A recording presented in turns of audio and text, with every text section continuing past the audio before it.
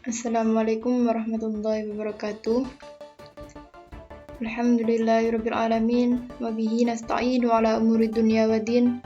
Wassalatu wassalamu ala asrofil anbiya'i wal mursalin sayyidina wa maulana Muhammadin wa ala alihi wa sahbihi ajma'in. Amma ba'd. Yang saya hormati Guru Ilmu Tafsir Mansatu Kota Malang, Ustadz Lutfi, dan teman-teman yang saya cintai. Saya Sabita Sania Rizky Afinanda, 11 Agama, absen 28, akan menjelaskan corak penafsiran Al-Quran, yaitu tafsir tahlili, tafsir ijmali, tafsir maudhu'i, dan tafsir muqarrin.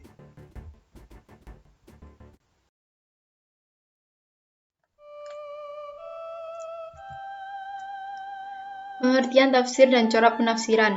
Dalam menafsirkan Al-Quran, ada cara Ibnu Taimiyah yang diikuti Buya Hamka dalam tafsir Al-Azhar. Pertama, ayat dengan ayat. Kalau ragu akan makna suatu ayat, sambungkan dengan ayat lainnya. Menurut Al-Imam Az-Zarqani mengatakan bahwa tafsir adalah ilmu yang membahas kandungan Al-Quran baik dari segi pemahaman makna atau arti sesuai dikehendaki oleh Allah Subhanahu wa Ta'ala. Salah satu contohnya yaitu surat Toha ayat 67 dan merincikannya dengan surat Al-A'raf ayat 116, sehingga ayat yang mujmal dirincikan dengan ayat lain yang mufassal. Corak tafsir diartikan sebagai kecenderungan, keahlian atau spesifikasi yang dimiliki oleh seorang mufasir. Hal ini bisa dilatar belakangi oleh pendidikan, lingkungan, maupun akidahnya.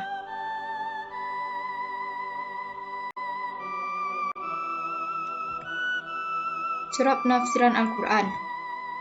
Dalam penafsiran Al-Quran terdapat 4 macam corak penafsiran yang berkembang, yaitu tafsir tahlili,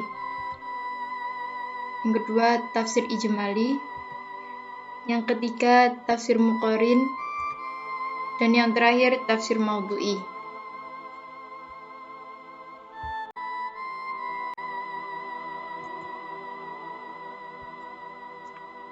Tafsir tahlili. Tafsir tahlili adalah metode penafsiran Al-Quran yang dilakukan dengan cara menjelaskan ayat-ayat Al-Quran dalam berbagai aspek, serta menjelaskan maksud yang terkandung di dalamnya, sehingga kegiatan mufasir hanya menjelaskan ayat demi ayat, surat demi surat, makna lafal tertentu, susunan kalimat, persesuaian kalimat satu dengan kalimat yang lainnya, asbabun nuzul, nasih mansukh, yang berkenaan dengan ayat yang ditafsirkan. Contoh kitab-kitab yang menggunakan corak tahlili. Yang pertama, Ma'alim Tanzin karangan Al-Baghawi. Yang kedua, Al-Bahru Al-Muhit karangan Abu Hayyan Al-Andalusi.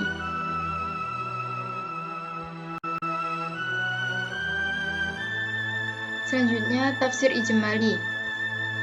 Tafsir ijmali yaitu metode penafsiran Al-Quran yang dilakukan dengan cara menjelaskan maksud Al-Quran secara global, tidak terperinci seperti tafsir tahlili. Salah satu contoh kitab-kitab yang menggunakan corak ijmali yaitu tafsir Jalalain. Selanjutnya, tafsir muqarrin. Tafsir muqarrin yaitu metode penafsiran Al-Quran yang dilakukan dengan menemukan dan mengkaji perbedaan-perbedaan antara unsur-unsur yang diperbandingkan, baik dengan menemukan unsur yang benar di antara yang kurang benar, atau untuk tujuan memperoleh gambaran yang lebih lengkap mengenai masalah yang dibahas dengan jalan penggabungan unsur-unsur yang berbeda itu. Yang dimaksud dalam tafsir muqarrin ini yaitu sebuah penelitian mendalam dan pengumpulan pendapat-pendapat yang berkaitan dengan tafsir ayat-ayat atau surat dalam Al-Quran yang memiliki hubungan tema yang sama.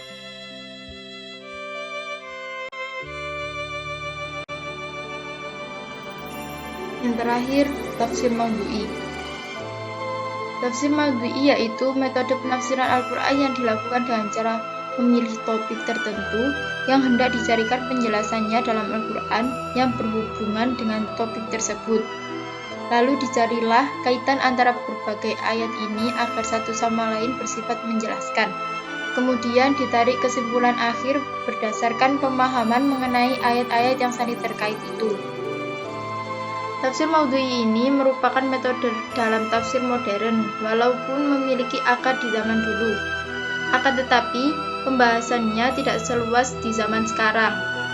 Sebagian besar, tafsir dengan metode maudhu'i ini digunakan pada penelitian ilmiah di perguruan tinggi.